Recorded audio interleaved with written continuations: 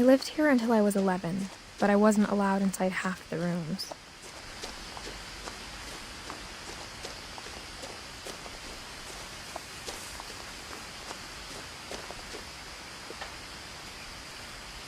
Inside the mailbox were bills from 7 years ago, marked urgent, open immediately.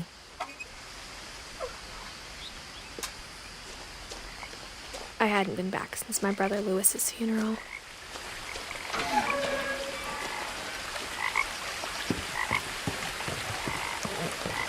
In her will, my mother left me a key, but didn't tell me what it unlocked. Maybe she thought I'd know, or she thought that the mystery would be enough to bring me back.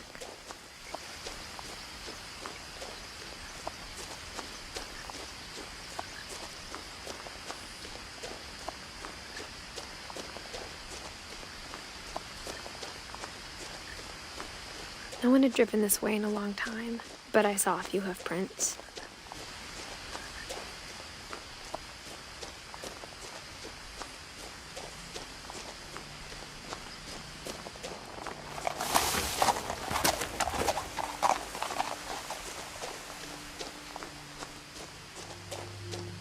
The truth is, even after I inherited the house, I never thought I'd come back to it.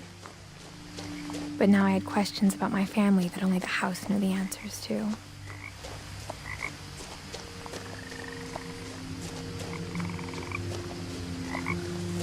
The house was exactly like I remembered it, the way I'd been dreaming about it.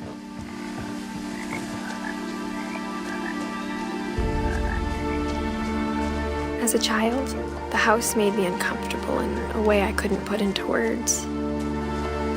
Now, as a 17-year-old, I knew exactly what those words were. I was afraid of the house.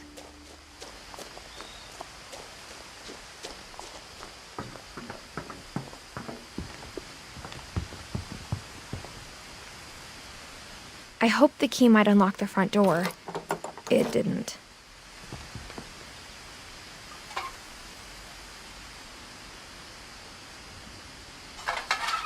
Looking in, I felt like the house itself had been waiting for me.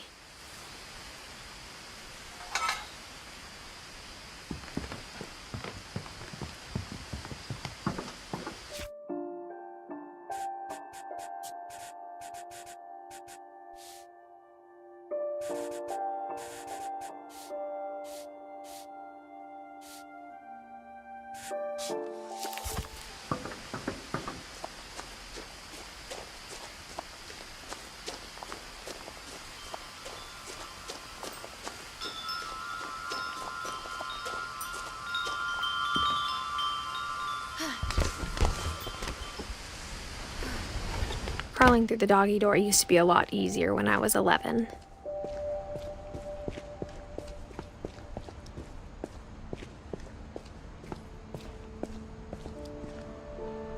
The power had been turned off the night we left.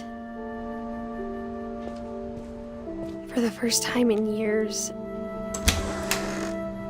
I felt like I was home. But instead of a family, there were just memories of one.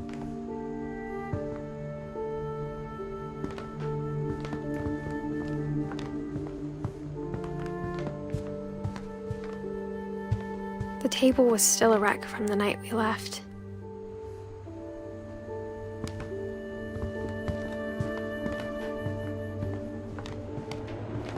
My mom was. It was like a bomb had gone off, killing everyone but sparing the furniture.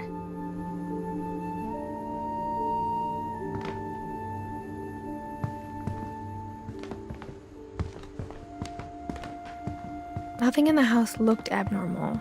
There was just too much of it. Like a smile with too many teeth.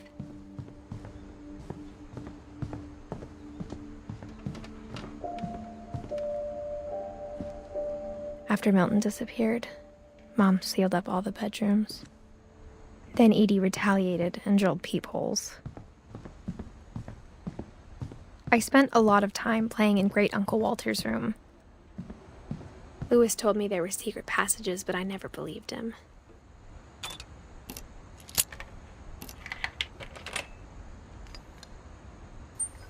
Turns out, My mom was really good at keeping secrets. Now it was time to find out what my mom had been afraid of. Reading this, maybe it sounds like I had a plan.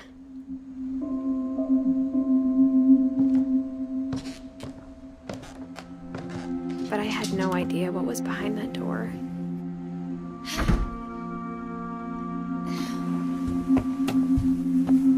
Just like I had no idea where all this was gonna lead.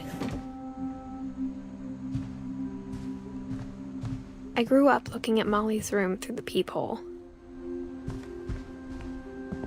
I got the sense Edie had spent a lot of time here, before my mom sealed the doors.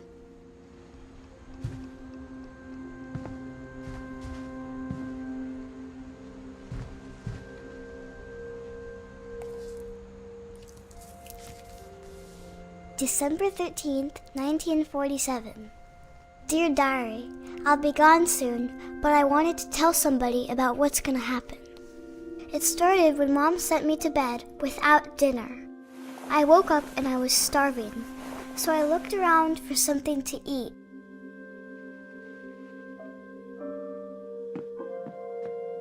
The gerbil food was dry, but I didn't mind it.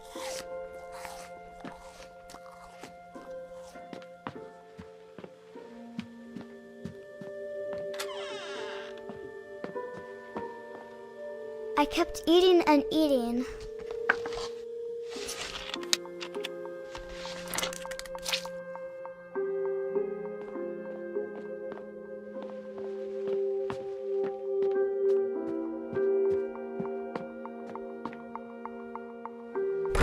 Mom, can I come out now?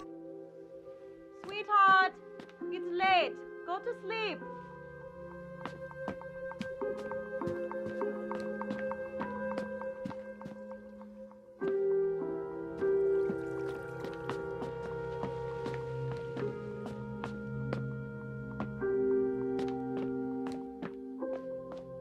I ate a lot of things that night.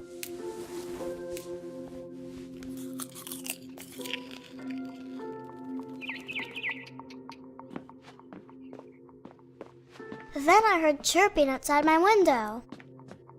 It was a barn swallow going back to her nest. I reached out for her.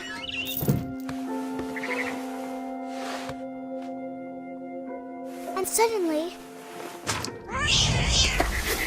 I was a cat.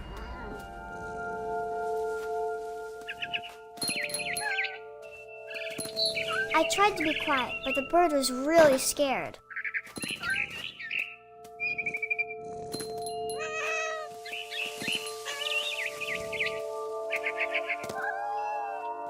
Mom and Dad didn't even look at me.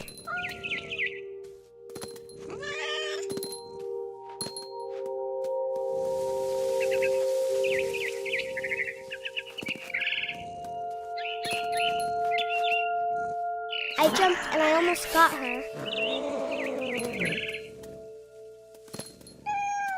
I could tell she was getting really tired. Now I was up in the big tree. I promised Dad I wouldn't climb it anymore. All I cared about was eating that mama bird. I gobbled her up. And suddenly, I was an owl. First, all I heard was the wind. Then I heard little teeth nibbling in the grass.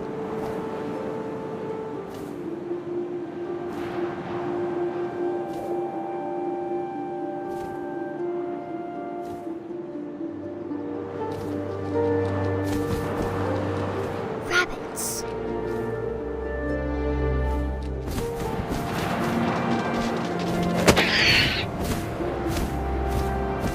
I imagined his face looking up and seeing mine through my talons.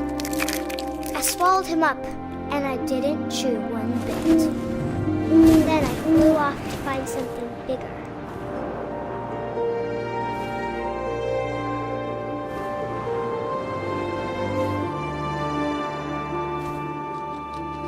A mama rabbit.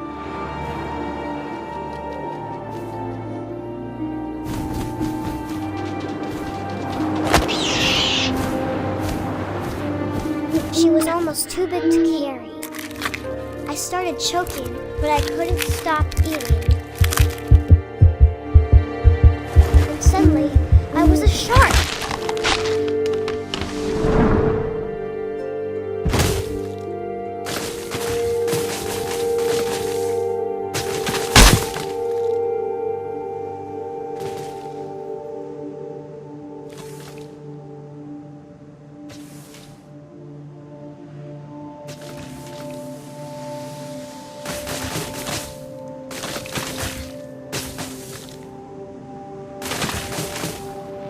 I rolled off a cliff and into the ocean.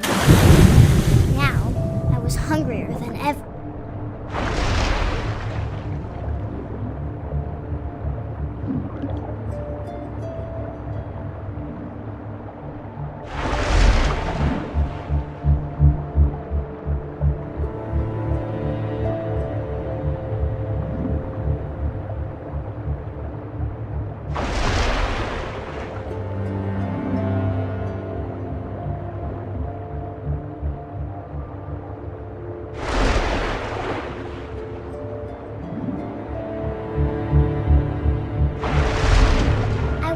Fat, juicy seals. I tore off her flipper, and it tasted really good.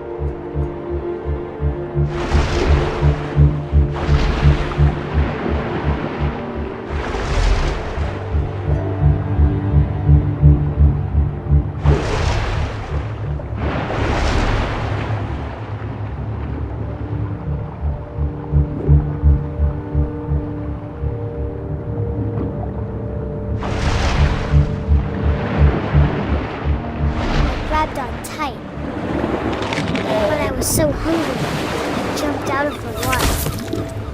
When I opened my eyes, everything had changed.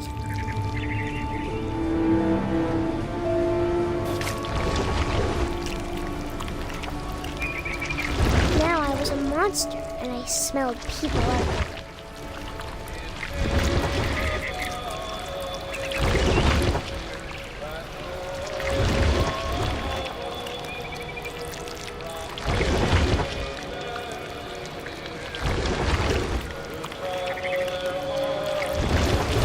I was big, and I moved real quiet.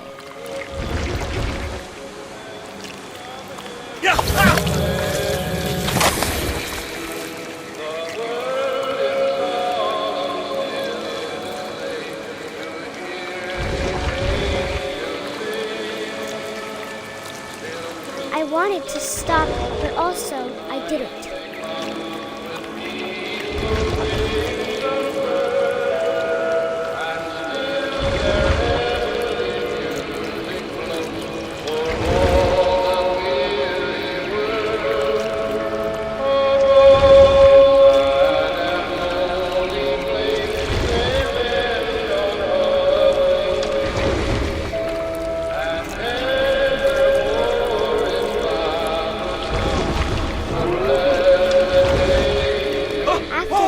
Passenger, I was still hungry, and across the water I smelled something new, something I had to have, so I swam towards it.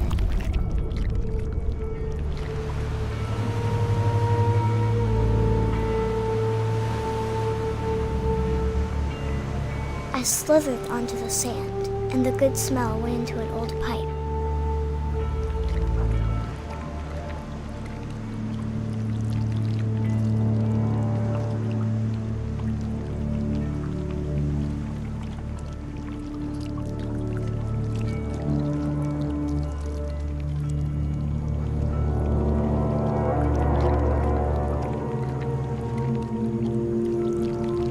I got closer and closer.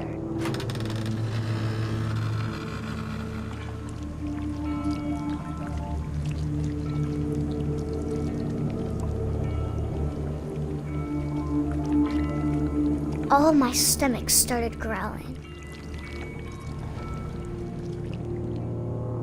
And suddenly, I was me again. I held my breath for a long time, but I couldn't hear anything. I think it's waiting for me to fall asleep. But it's not going to wait much longer. It needs to feed, and we both know I will be delicious.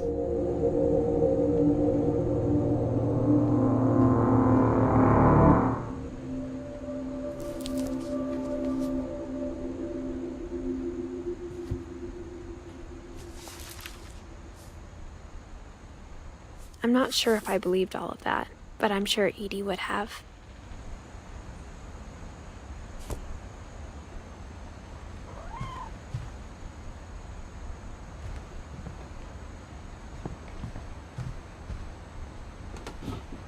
Molly's gerbil had a tiny bedroom with its own even tinier gerbil cage.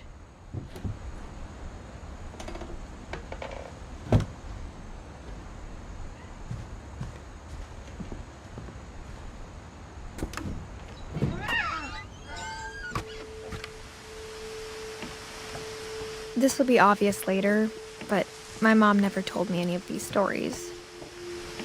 Edie would have, but Mom didn't like bringing up the past. Though, when we adopted a stray kitten, she was the one who named it Molly. I spent a lot of time in Great-Grandma Edie's room. We got along, and it was a good place to hide from my mom. When Edie told people Sven was killed by a dragon, she could also have said he was building a dragon-shaped slide that collapsed. Her room was like a museum. For 500 years, the finches have been famous throughout Norway for their fortune and misfortune. Odin Finch buries the latest victims of the family curse, his wife Ingeborg and their newborn son, Johan. On January 7th, 1937, he set sail with his family and his house, hoping to leave the curse behind. But 40-foot waves off the coast of Washington send the house and Odin to the bottom of the sea. Odin's daughter Edie, with husband Sven and baby Molly, step ashore on their new home, Orcas Island. Odin Finch is the first to be buried in the new family cemetery. His daughter Edie is already dreaming of a new Finch house.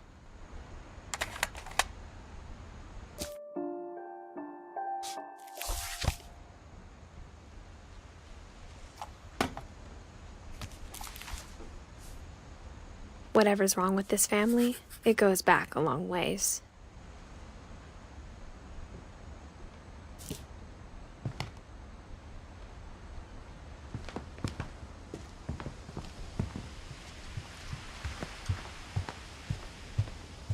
Even in her 90s, sometimes Edie seemed a lot younger than my mother. The only trace Grandpa Sam's first wife Kay left on the house was the pink bathroom. It was a pretty big trace.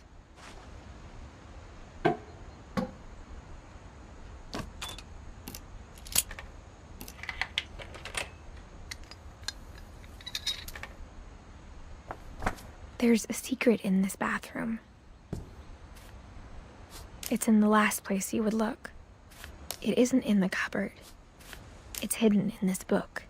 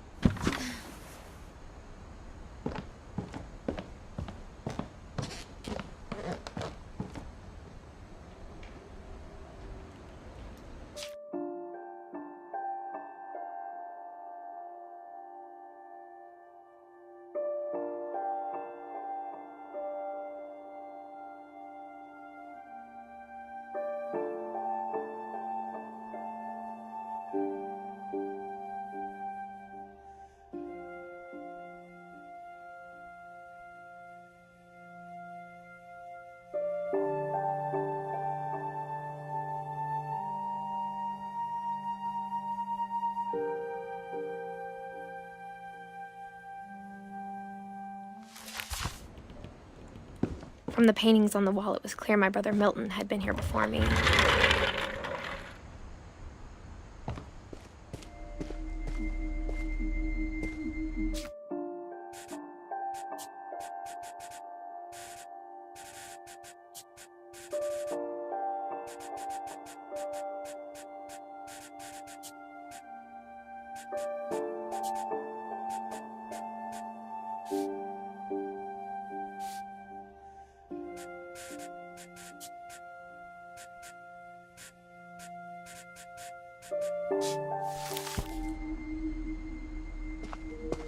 I knew Grandpa Sam had a twin, and that he never talked about him. I guess my grandpa didn't like history any more than my mom did.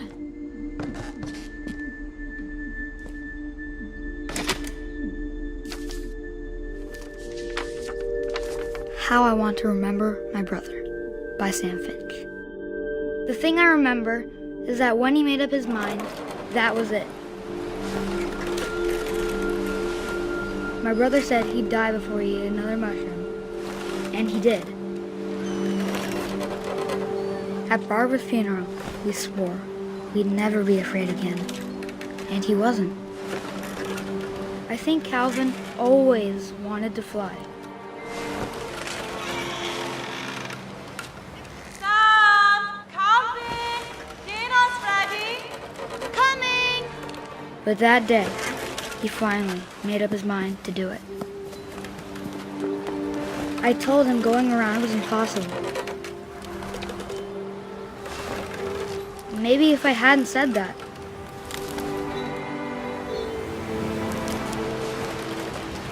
Calvin! I'm not gonna tell you again! Maybe if the wind hadn't picked up. Then maybe he'd still be here.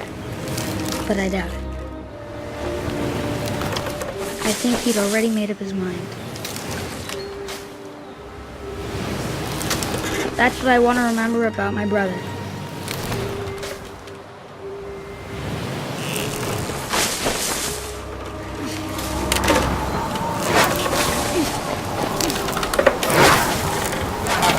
The day he made up his mind to fly. And he did.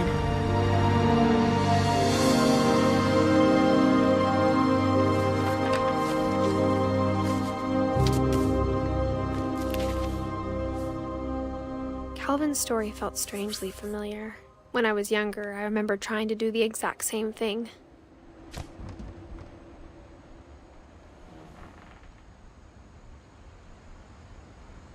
After the funeral, Edie roped off Calvin's half of the room.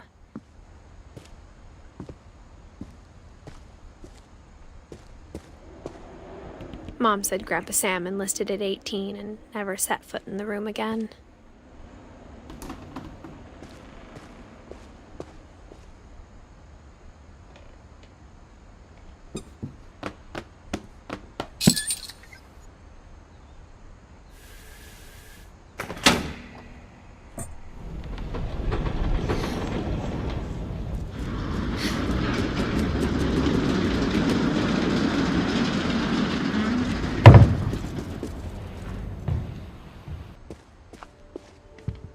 The passages were a pretty tight fit. They'd obviously been built for smaller hands and bellies.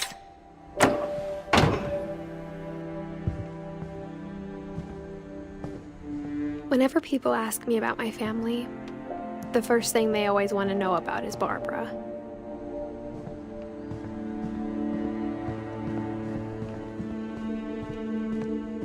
Mom must have locked the third floor stairs on the night we left.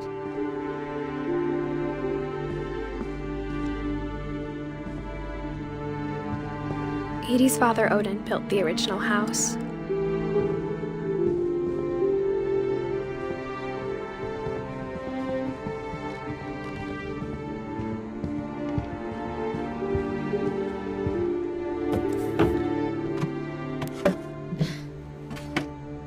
Growing up, I always thought of Barbara as a child star.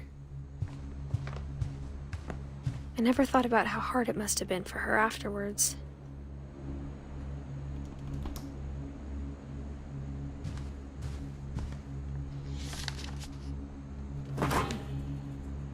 Of all the stories people wrote about Barbara's death, I'm surprised Edie saved this one.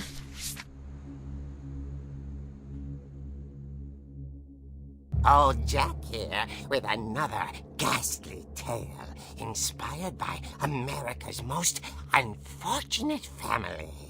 I'm calling it The Surprise Ending of Barbara Finch.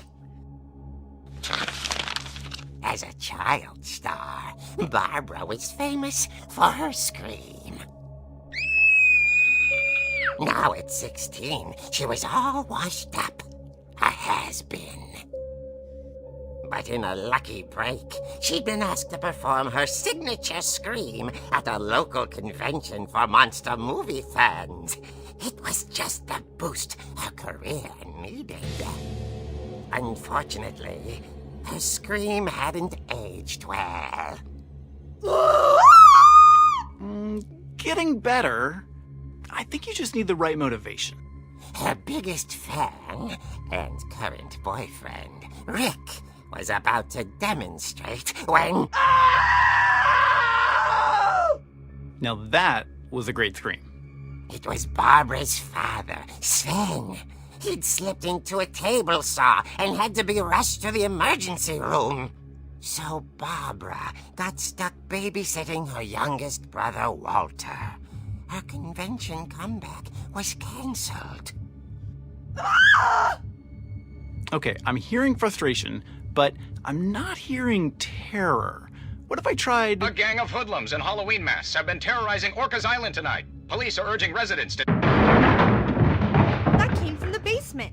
You're right! Also, I loved your delivery on that. Why is your basement door locked? Because my dad likes making puzzles and secret passages. There's a key hidden in the music box. The secret is to keep winding and winding until finally the key pops out. Thanks, babe. I'll be back in a sec.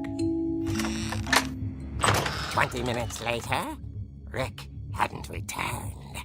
So Barbara went to look for him, right on cue. She reached for the music box.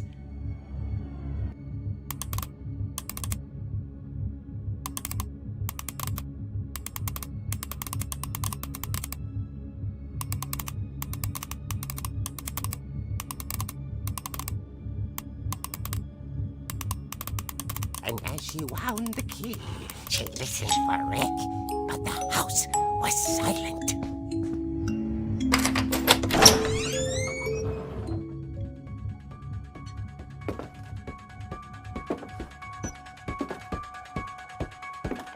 She found Rick's crutch and imagined the worst.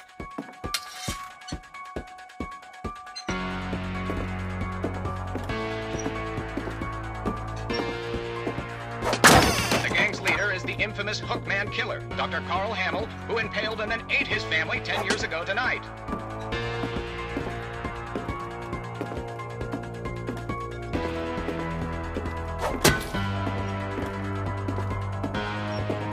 The old fridge rattled and grew still.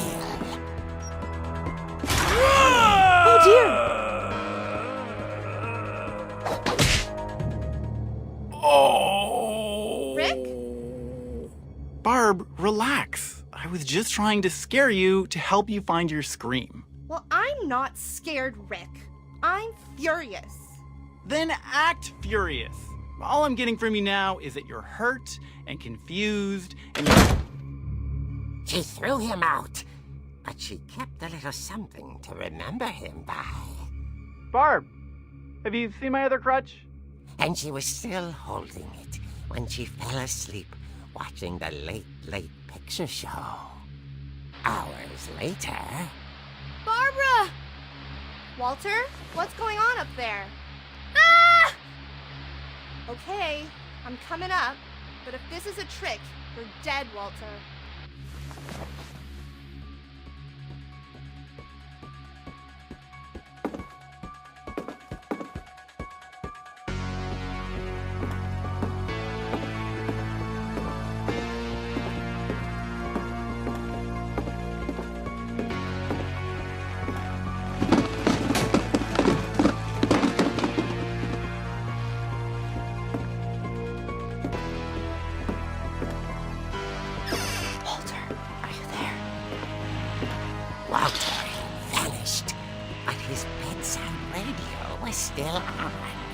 Orcas Island police describe the man as 6 feet tall, with a steel hook for a hand.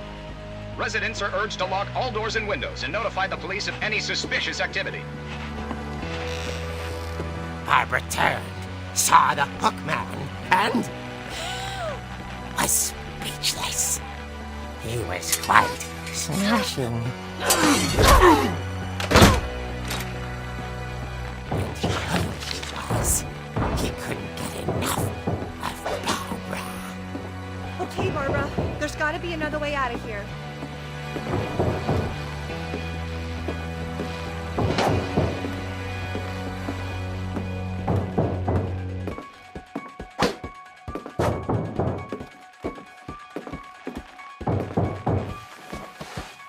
That night, she played her part beautifully.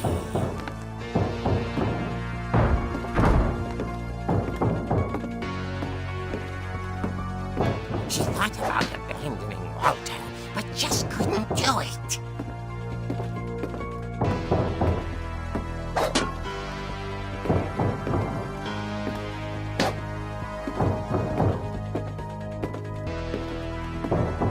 Molly's door hadn't been opened in years. The hinges groaned.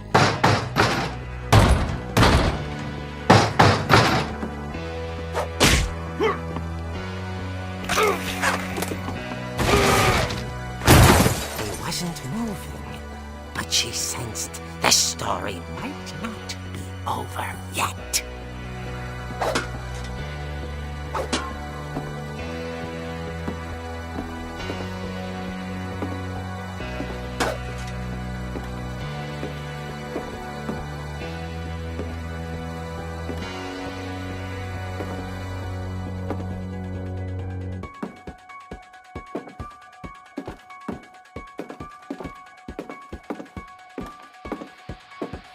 The hookman had vanished.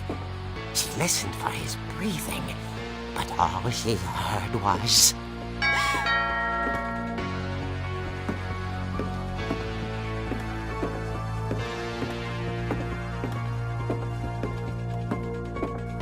At the door, she heard whispering. It was coming from inside the house.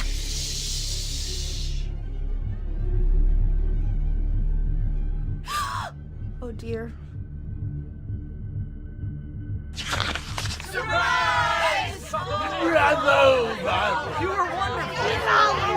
monsters had come to surprise her. For Barbara, it was a dream come true. Then she saw what kind of monsters they were, and she realized what was about to happen. She was going to be famous. And with her final breath, Barbara Finch gave the performance of her life.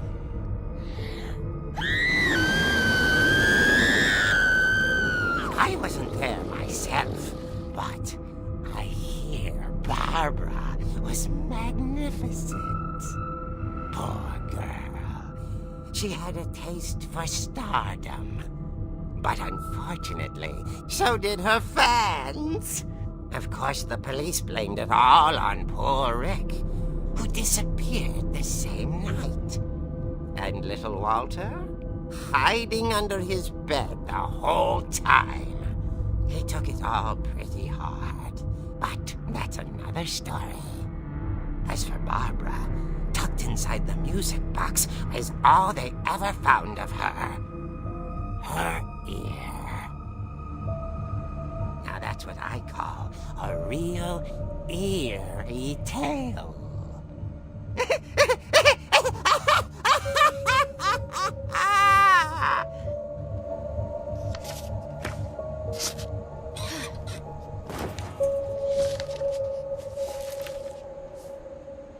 Edie told me all Barbara wanted was to be remembered, as absurd as that comic was. Maybe what Edie saw was a happy ending.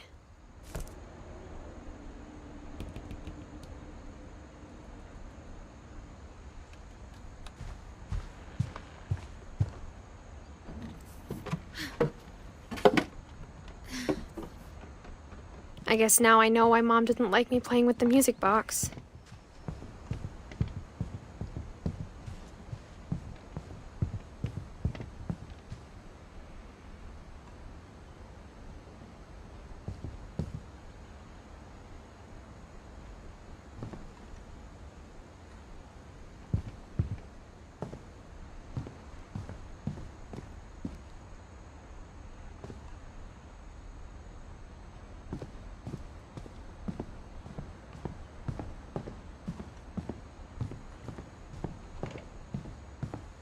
It's funny. All those times I played with the music box and never found the basement key.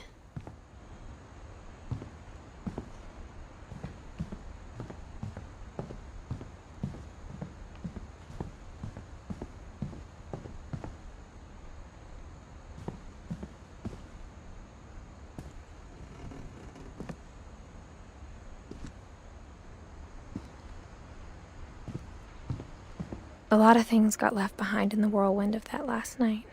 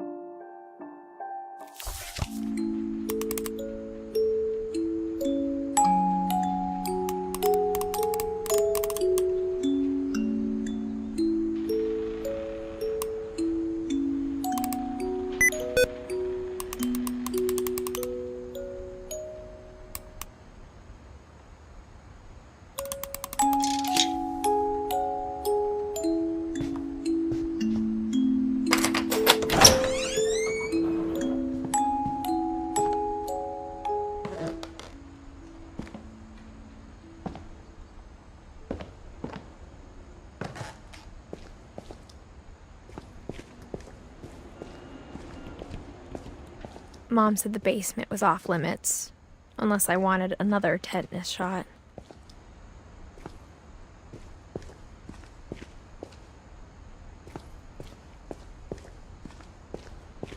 I saw Edie sneak down to the basement once, carrying packages.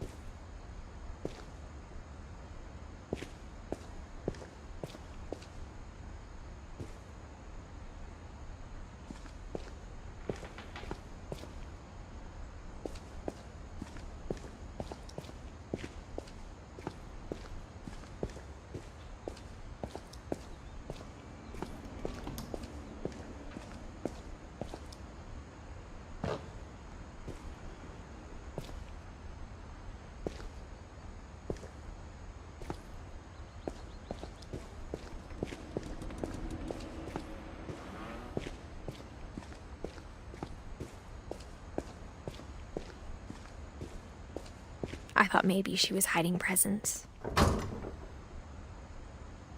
It turned out she was hiding a lot more than that.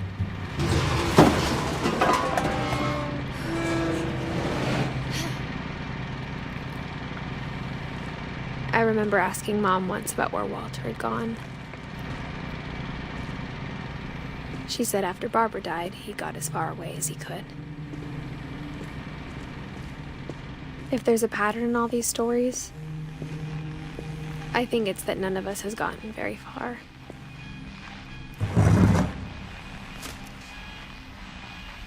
Goodbye, everyone. I can't believe I've been down here for 30 years. On that first day, after the shaking started, I didn't think I'd survive the week.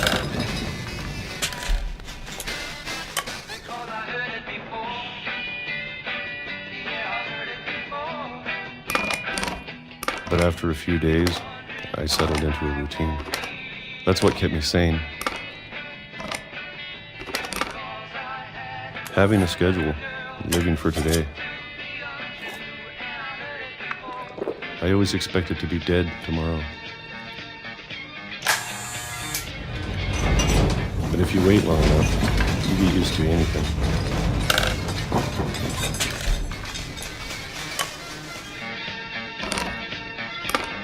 Even a monster on the other side of the door starts to feel normal.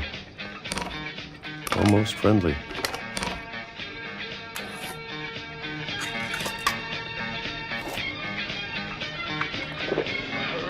And then one day, everything just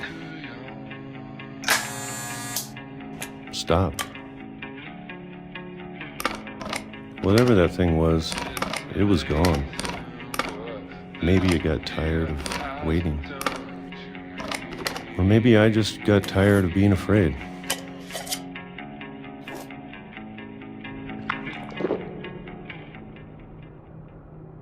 It's been a week now, the longest in 30 years. I'm done waiting. I have to leave while I still can.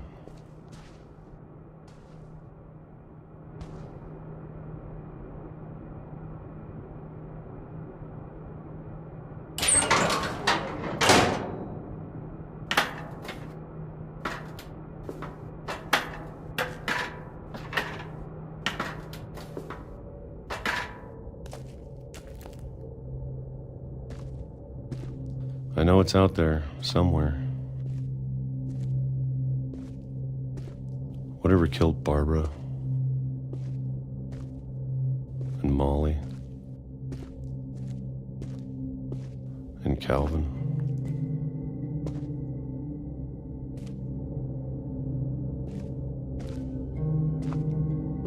Maybe this is all a mistake. But I need to stop living the same day, even if it kills me.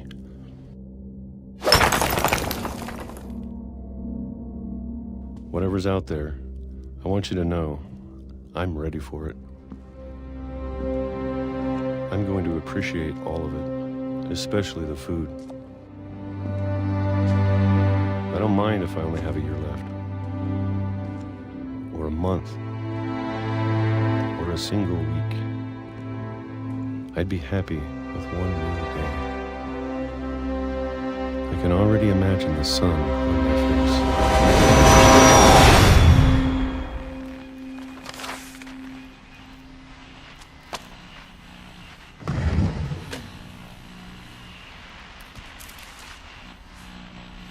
Walter died when I was 6.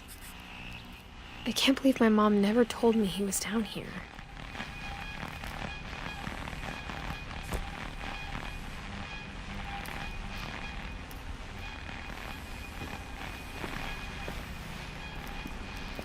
I'm sure my mom was trying to protect me.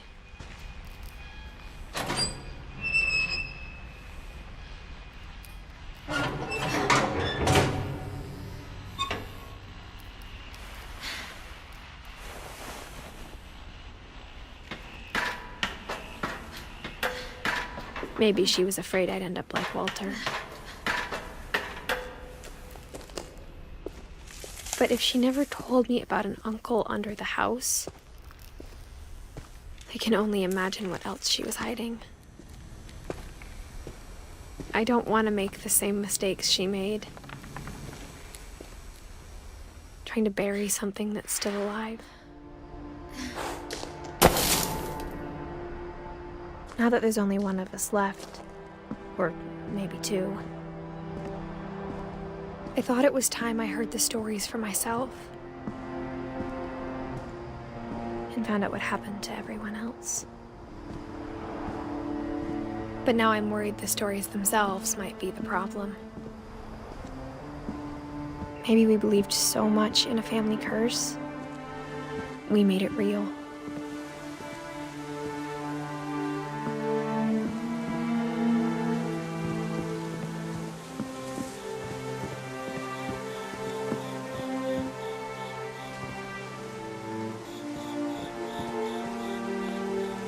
I don't know if I should even be writing this.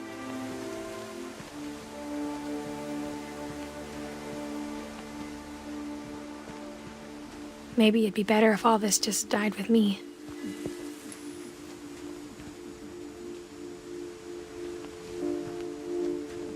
But I thought you should know about your family.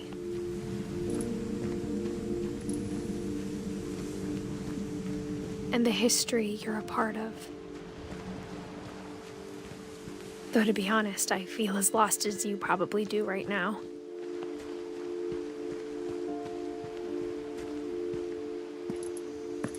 I think the people in these stories believed them, for what that's worth.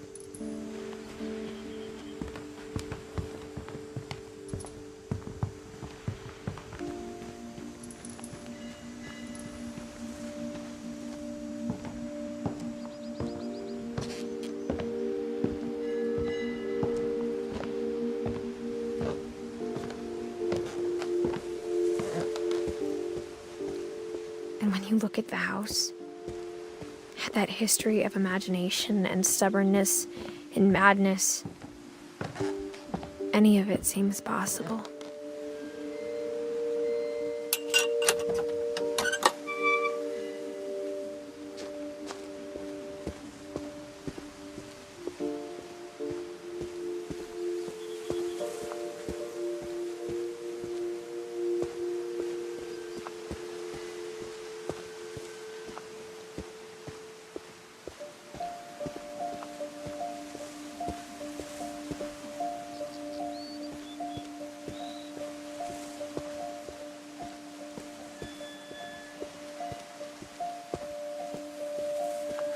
I think we've been surrounded by death for so long, we've just gotten used to it.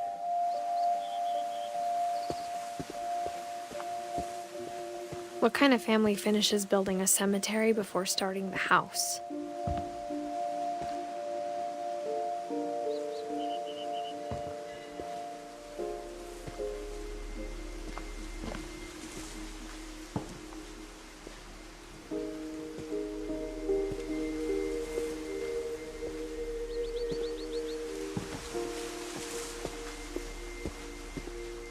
It's embarrassing for me to admit this, but the pet cemetery made me more uncomfortable than the human one. 3 of the gerbils were mine, and 2 had been my fault. Sven built the house, but it was Edie who designed the cemetery.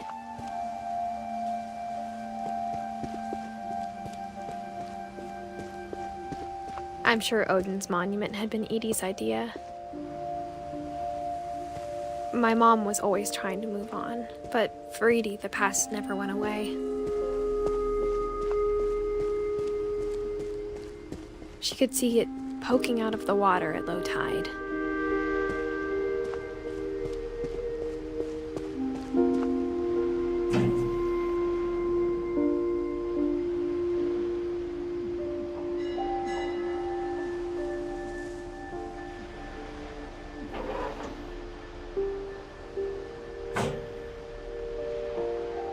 Edie said she dreamed about the old house every night.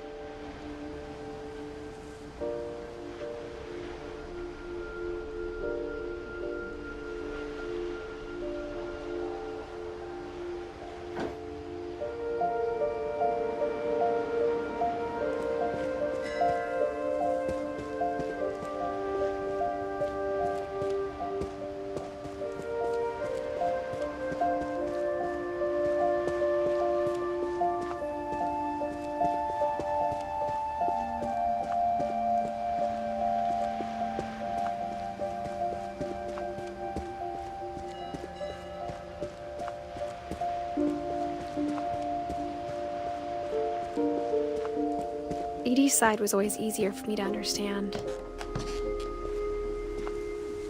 But the older I get, the more I can see where my mom was coming from.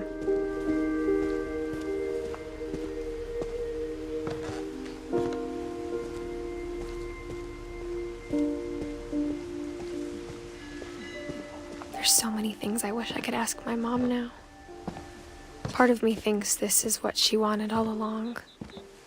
For me to come back someday.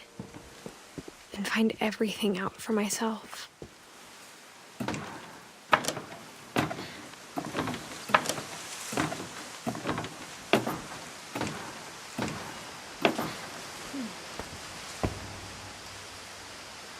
But looking back on it now,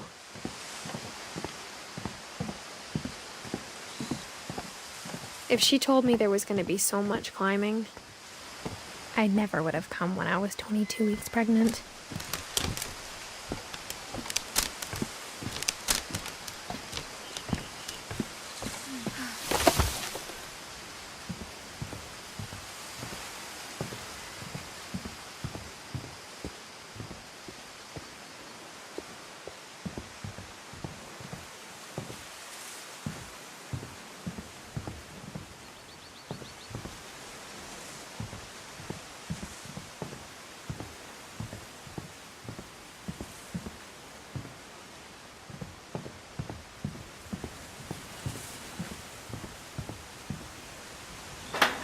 I never met Grandpa Sam, but I think he and my mom had a lot in common.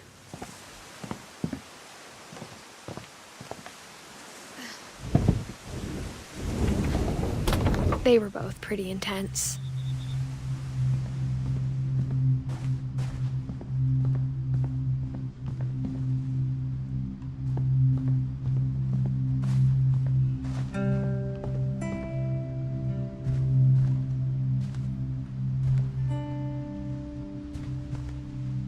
Sam spent his life shooting photos, but Mom said he got nervous being in front of the camera. I guess we're all afraid of something.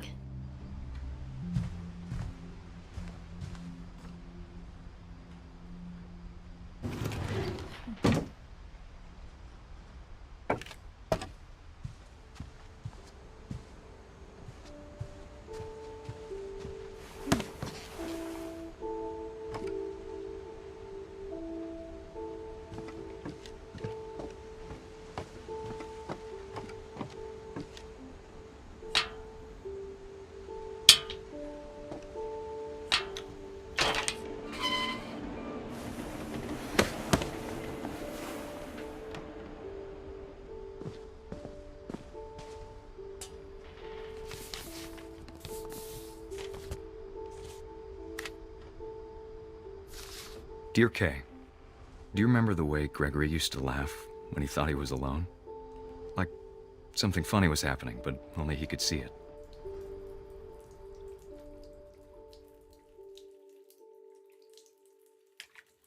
I think he saw things the rest of us don't.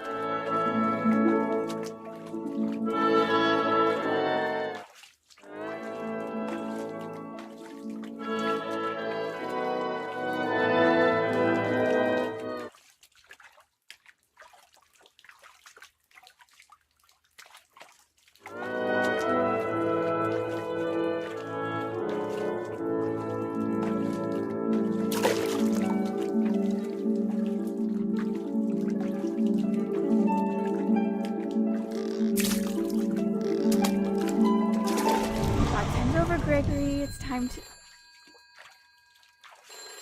Hold on, sweetie. Hello? Sam, I told you I don't want to talk right now. I wonder what he saw.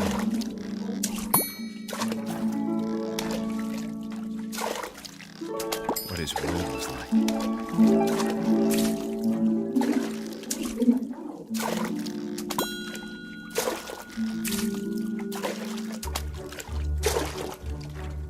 He reminded me so much of Calvin. Lost in his imagination.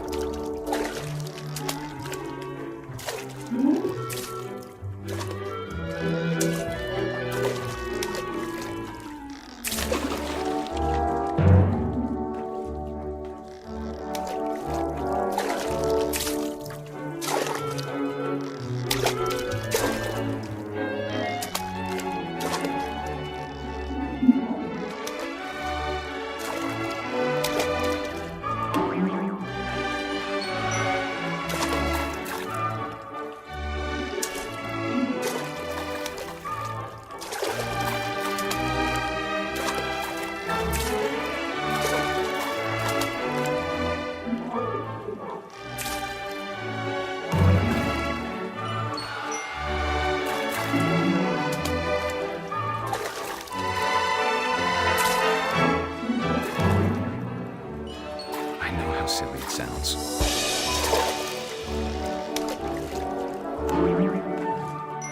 That I worried about a baby being too happy. But I could feel him slipping away. Sorry about that, Gregory. I know you did everything you could. Maybe if I hadn't called that night. Damn it. Hold on, I don't want Gregory to hear this.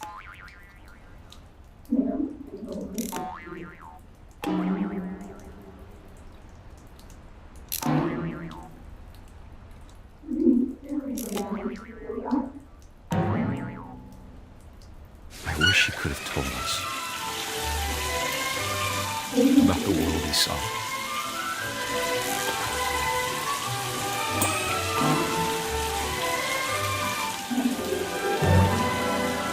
There's so much I don't understand about Gregory, about everything.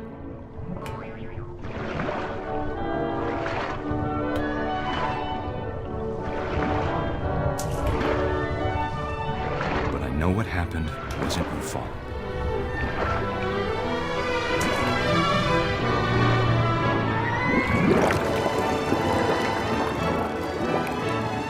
I'm sure he's happy.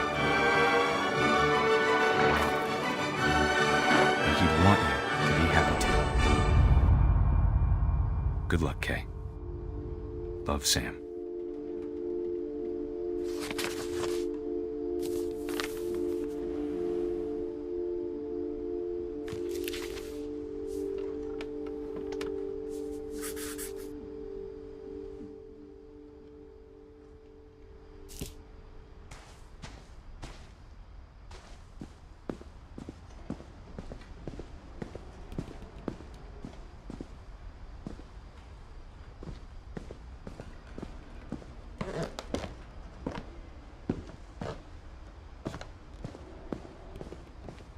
I can't imagine my mom ever writing poetry, and yet... A poem for Gus, who always said the wedding was a bad idea. Our father never hit us kids, at least not very hard, before the day my brother said with teenage disregard that he'd be dead before he'd see a wedding in our yard.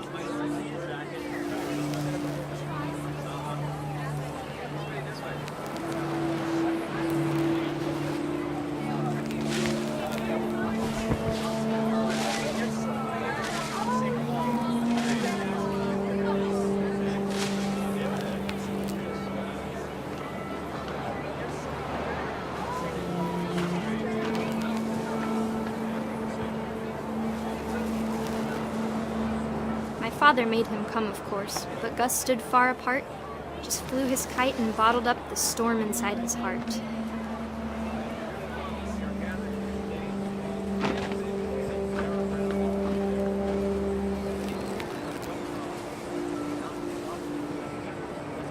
I tried to talk him out of it, but though he'd never met her, "We don't need a stepmom," were the words that I now pronounce you husband and wife. You may kiss the bride.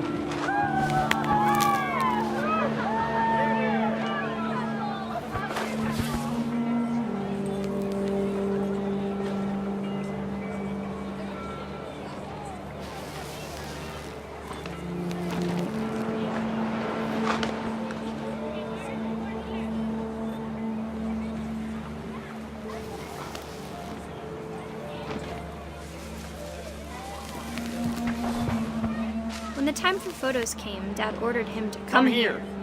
But Gus declined, and as a sign held up his middle finger.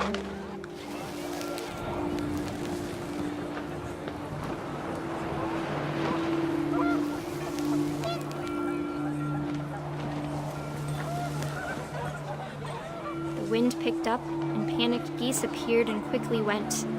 But all the humans did that day was go inside the tent.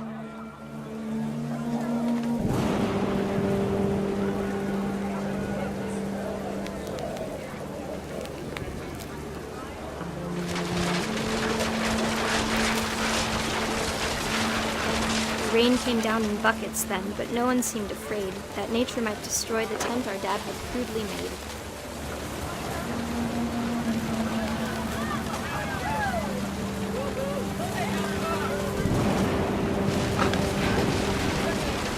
The thunder sounded much too close and full of angry power. But all my father said to this was, "Make the music louder."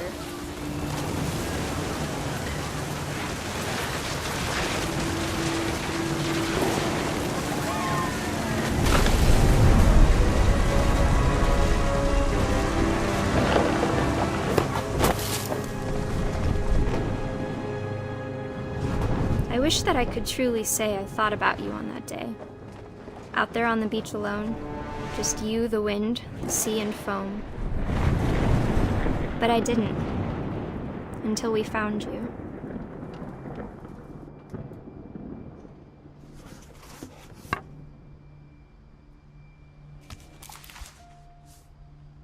She never talked about him, but Mom told me once if I was a boy, they were going to name me Gus.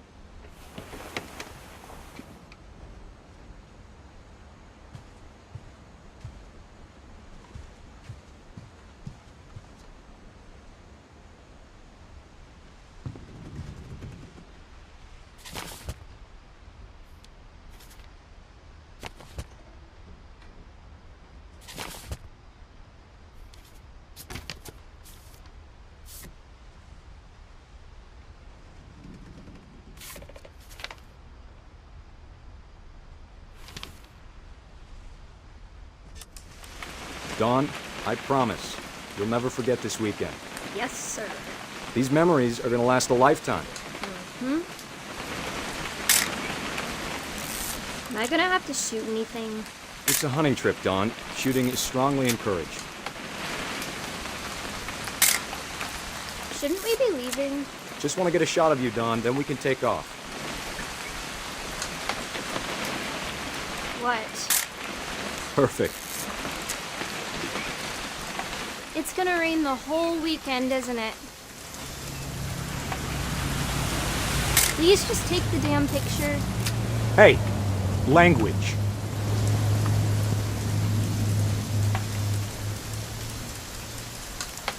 Did you want to get a picture of me or what?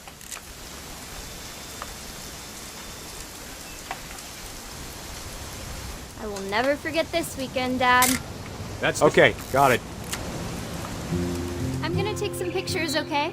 Just be careful. That camera's older than you are.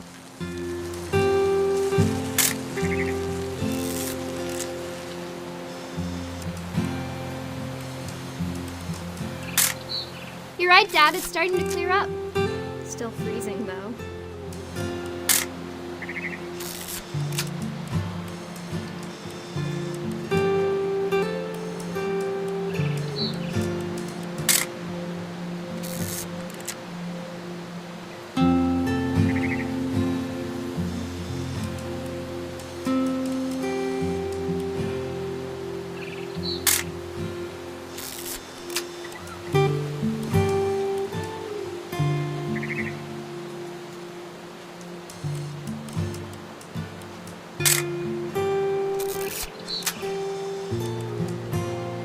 Definitely should not have drunk all that coffee.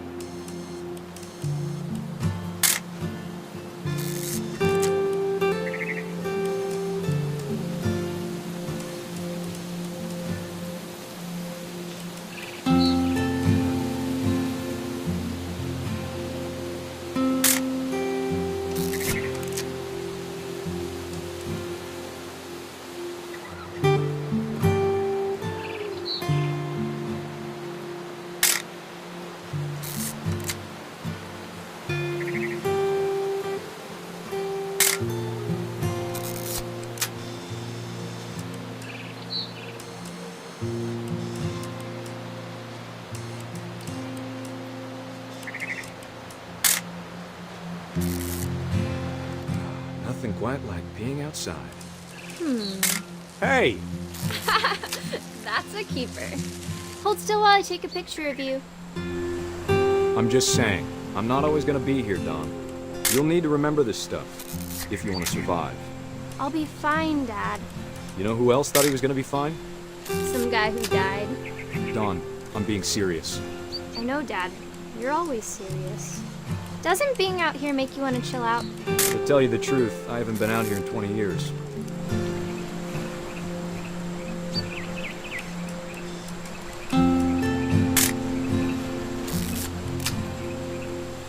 Last time I was with my brother Calvin. Man, that was a great trip. Your grandpa's Fen taught us how to fish. Don, don't you think you could find something more interesting to photograph? We found an old logging trail. There were deer everywhere. I bet if I could remember where that trail was, we'd spot a buck for you in no time. Give me a minute to check the map.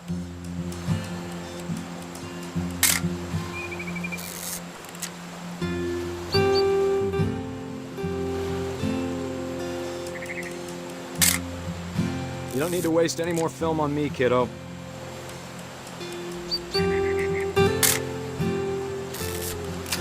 Let's see.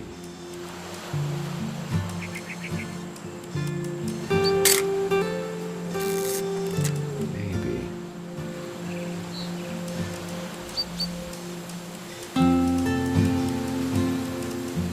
Or was it?